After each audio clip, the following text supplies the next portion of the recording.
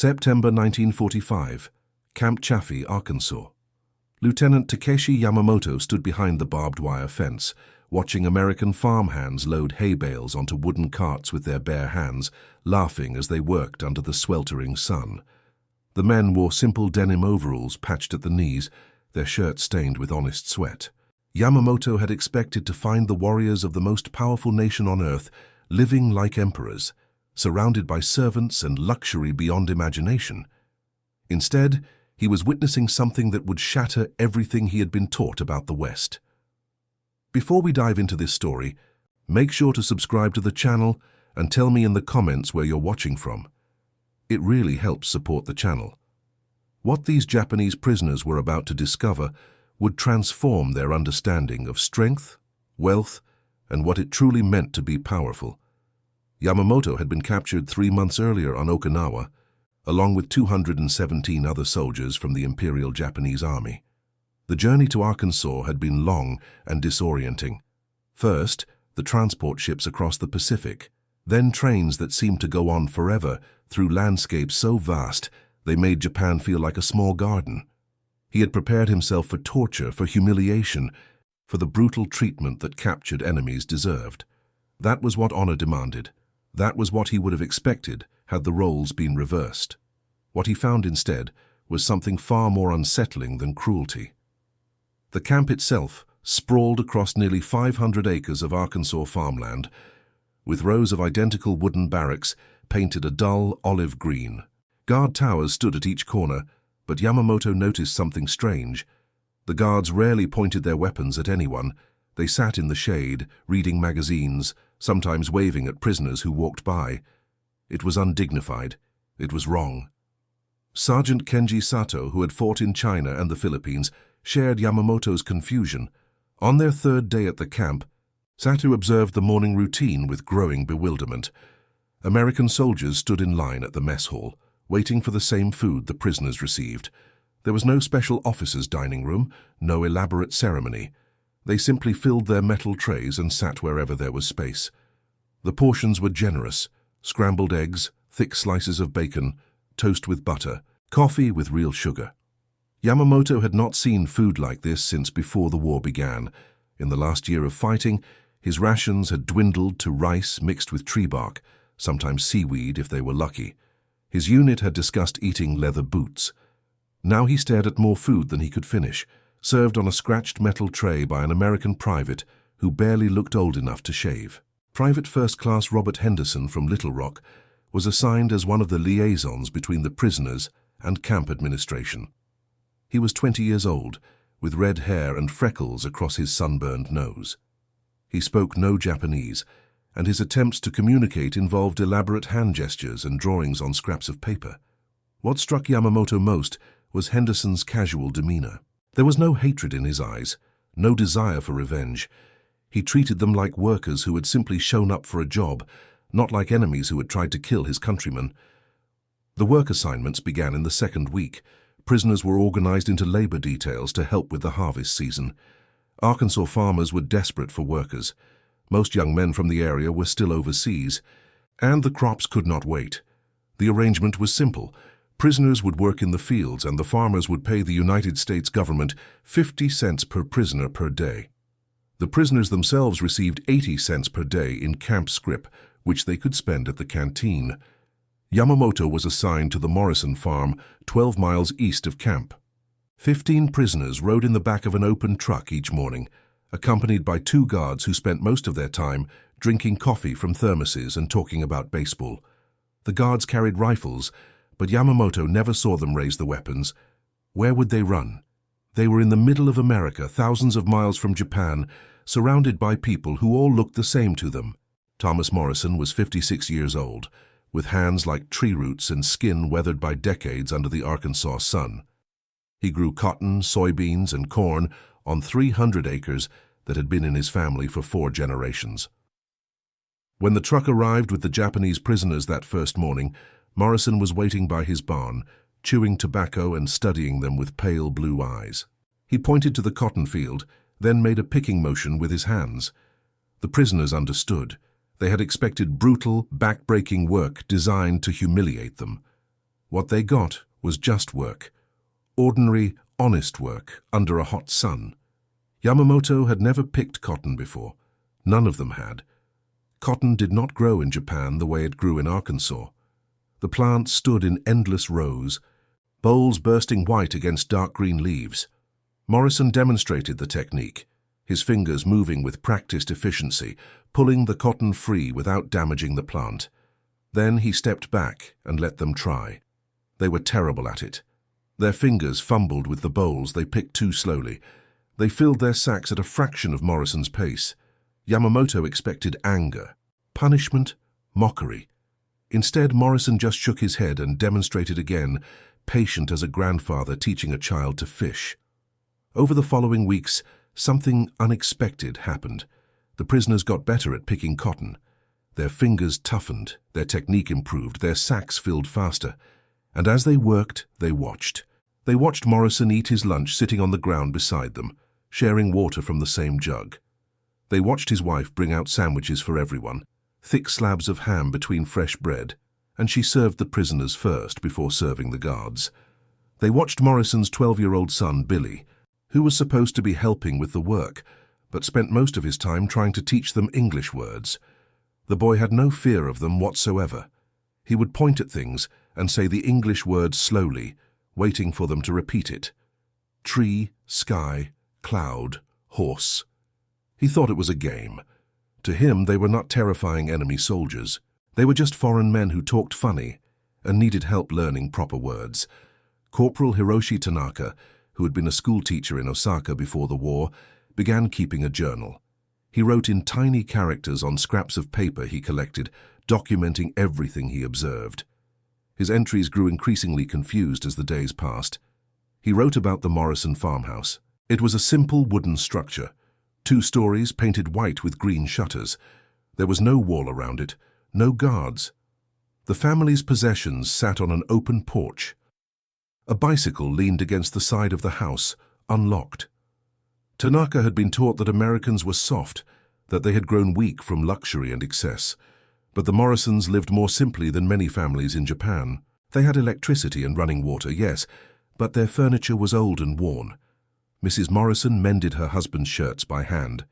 Billy wore boots that were clearly hand-me-downs from an older brother. Yet they seemed content, more than content. They seemed genuinely happy. Private Yuki Nakamura, the youngest of the prisoners at just 19 years old, struggled with this observation more than the others. He had joined the army at 17, full of fire and certainty.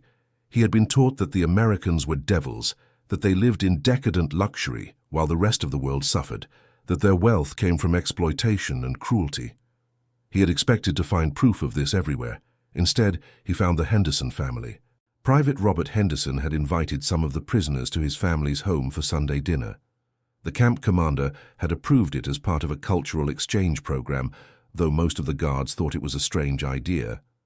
6 prisoners, including Nakamura, rode in Henderson's battered Ford truck to a small house on the outskirts of Little Rock. The Henderson house was smaller than the Morrison farm. It had 4 rooms total. Robert's father worked at a lumber mill. His mother took in sewing to supplement the family income. They had 3 children, and they all shared 2 bedrooms. The furniture was a mixture of pieces from different decades, nothing matching. The radio in the living room was at least 15 years old. But Mrs. Henderson had prepared a feast: fried chicken, mashed potatoes, green beans, fresh bread, and a pecan pie that she had baked that morning. She served the Japanese prisoners in her dining room, using her good plates, the ones she saved for special occasions. She smiled at them like they were guests who had traveled a long distance and needed hospitality. Mr. Henderson asked them questions through his son's fumbling translations. Where were they from? Did they have families? What did they do before the war? He listened to their answers with genuine interest, nodding as though their lives mattered to him. Nakamura sat at that table, eating fried chicken that was better than anything he had tasted in 3 years, and felt something crack inside his chest. These people had very little. They worked hard for everything they had. They were not swimming in luxury. They were not soft or decadent. They were just ordinary people trying to live ordinary lives. And they had beaten Japan. That realization rippled through the camp over the following months. It was not just one family or one farm, it was everywhere they looked. The guards at Camp Chaffee lived in barracks not much different from the prisoners. They ate the same food, wore the same plain uniforms, spent their free time playing cards or writing letters home. They were not aristocrats, they were farm boys and factory workers in military uniforms. Yet somehow, this nation of simple people had built an industrial machine that dwarfed anything Japan had achieved. The numbers were incomprehensible. Sergeant Sato learned from one of the guards that America had produced more than 300,000 aircraft during the war. 300,000. Japan had produced 76,000, and that had seemed like an impossible achievement. The Americans had built a new ship every single day. Every day. While Japan was rationing steel and melting down temple bells to make bullets, America was producing so much equipment that they could afford to give it away to their allies. But how? How had they done it? The answer was everywhere around them if they knew how to look. It was in the way Morrison used a mechanical cotton picker to do the work of 50 men. It was in the way trucks delivered supplies to the camp, regular as clockwork, never late, never short. It was in the casual waste, the way Americans threw away food that would have been precious in Japan. It was in the roads, paved and maintained, connecting every town no matter how small. It was in the electricity that ran to every farmhouse, the telephones that connected everyone, the mail service that worked with boring reliability. It was not that Americans were better people. They were not smarter or braver or more virtuous. They had simply built a system that worked. And then they had built it bigger.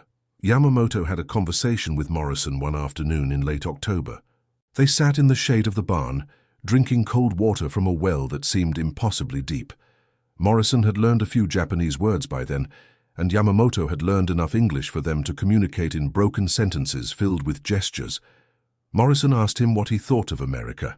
Yamamoto struggled to find words. Finally, he said something that Morrison found amusing, though the farmer tried to hide his smile. The lieutenant said that he had expected to find America living like kings. Instead, everyone lived like regular people.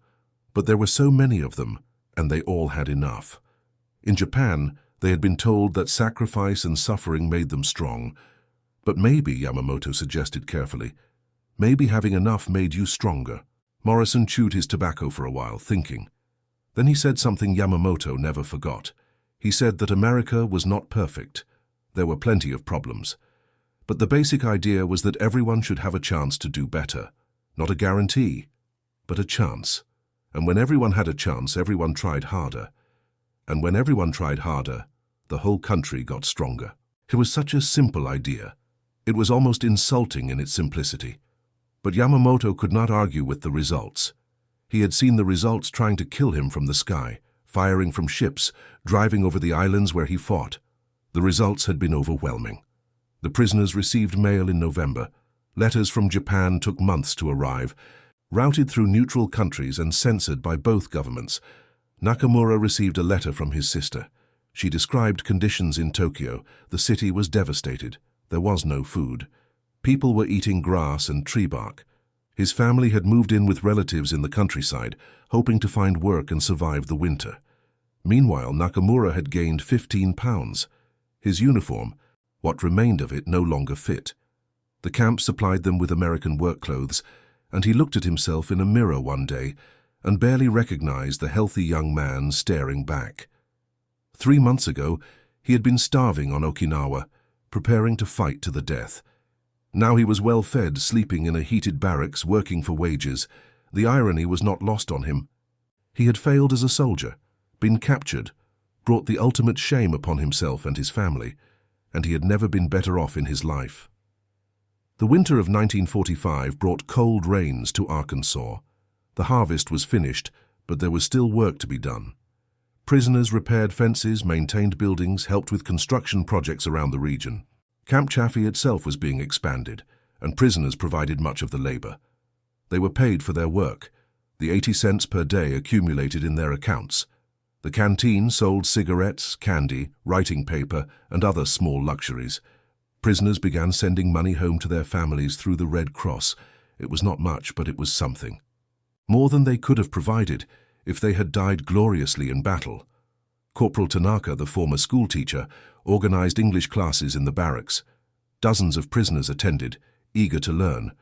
If they were going to be here for a while, they reasoned, they might as well understand what people were saying.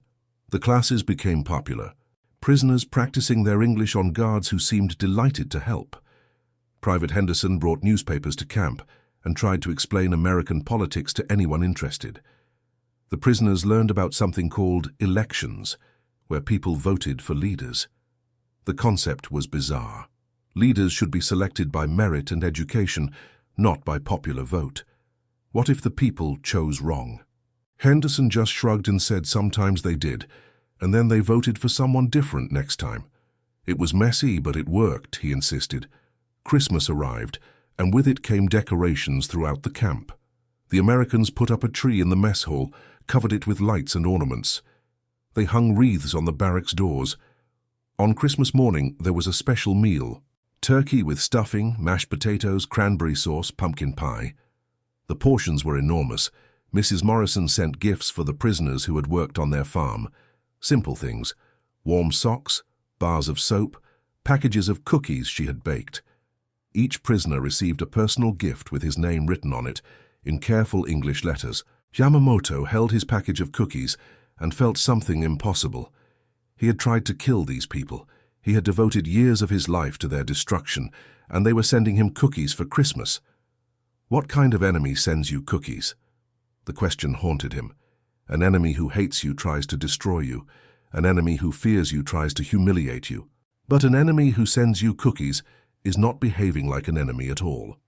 They were behaving like they had already won, and now they could afford to be generous, which Yamamoto realized was exactly the situation. In January 1946, prisoners began to understand they might be here for a very long time. The war was over, but repatriation was complicated. Japan was occupied, devastated, barely functioning. There was no hurry to send prisoners back to a country that could not feed them, so they stayed in Arkansas, picking cotton in summer, repairing buildings in winter, learning English, sending money home. Some prisoners requested to stay even longer. They asked if they could work on farms permanently, if they could learn American farming techniques to take back to Japan eventually. The requests were approved. Morrison and several other farmers gladly kept their Japanese workers. They were reliable, hard-working, and by now they knew what they were doing. Nakamura wrote letters to his sister describing his life. He told her about the Henderson family, about Sunday dinners and fried chicken. He told her about learning English, about working on the farm, about saving money.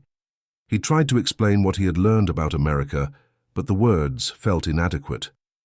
He wrote that Americans were not what he had expected. They were not cruel or stupid or weak.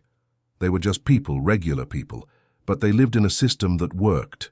A system where farmers had tractors, where factories had electricity, where roads connected everything, where mail arrived on time, where everyone had enough food. Not fancy food, not luxury, just enough. And enough, it turned out, was very powerful. His sister wrote back months later. She said his letters sounded like propaganda. She asked if the Americans were forcing him to write these things. He read her response and understood. Of course she did not believe him. He would not have believed it either before he saw it with his own eyes.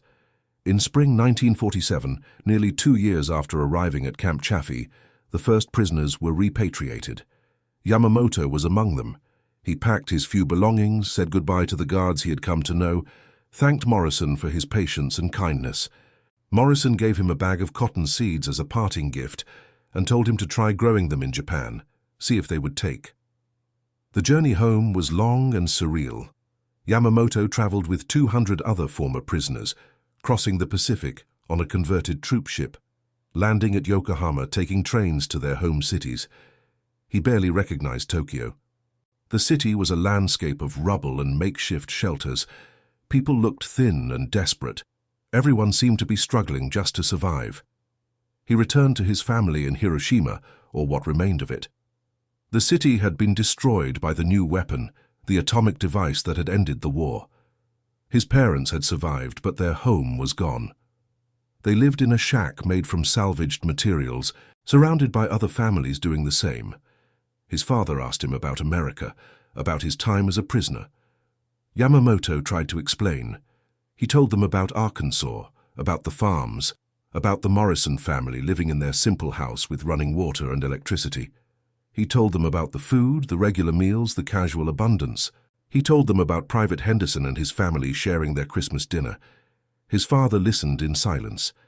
Finally, the old man said that it sounded like Yamamoto had been treated well. Yamamoto agreed. Too well, perhaps. It was confusing. It did not match what they had been taught. His father nodded slowly. Then he said something that Yamamoto would remember for the rest of his life.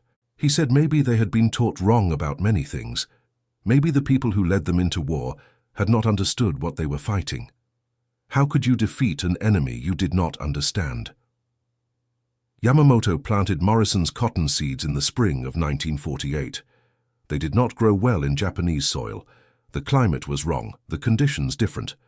But he tried anyway, because Morrison had given them to him as a gift, and gifts should be honored. Sergeant Sato returned to Japan later that year and started a small business importing American farming equipment. He had spent 2 years watching American machines do the work of hundreds of men, and he understood that Japan would need those machines to rebuild. His business grew slowly at first, then rapidly as the Japanese economy recovered. He became wealthy, respected, successful.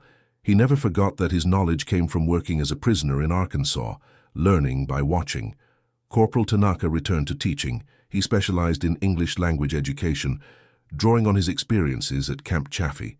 His students were eager to learn about America, about the country that had defeated Japan, and then helped rebuild it. Tanaka tried to explain what he had learned. America's strength was not mysterious or magical. It was practical. They built roads, educated everyone, gave people opportunities, and then let them work. It was boring, it was undramatic, it was devastatingly effective. Private Nakamura stayed in Arkansas. He was among the small number of prisoners who chose not to return to Japan immediately. He worked on the Morrison farm for 3 more years, saved his wages, learned fluent English. Eventually, he did return to Japan, but he brought with him American farming techniques, American efficiency, American ideas about how systems should work. He started a cooperative farm that became a model for others. He married, raised children, taught them English, told them stories about his time in Arkansas. He never told them he had been a prisoner. He told them he had been a student. The experience of Japanese prisoners in Arkansas was replicated across America. Camps in Texas, California, Montana, Minnesota. Hundreds of thousands of prisoners, mostly German and Italian but also Japanese, worked on farms. In forests, building roads, helping with harvests. They were paid for their labor, treated fairly, given enough food, and they went home with stories that did not match the propaganda they had been taught. This was part of America's victory. Not just the bombs and ships and planes, though those mattered tremendously, but also the quiet demonstration that their system worked. That ordinary people living ordinary lives could build something powerful enough to reshape the world. Not through cruelty or oppression, but through boring reliability. Roads that worked, factories that produced, farms that grew food, schools that educated, a system where everyone had enough and enough was more than enough.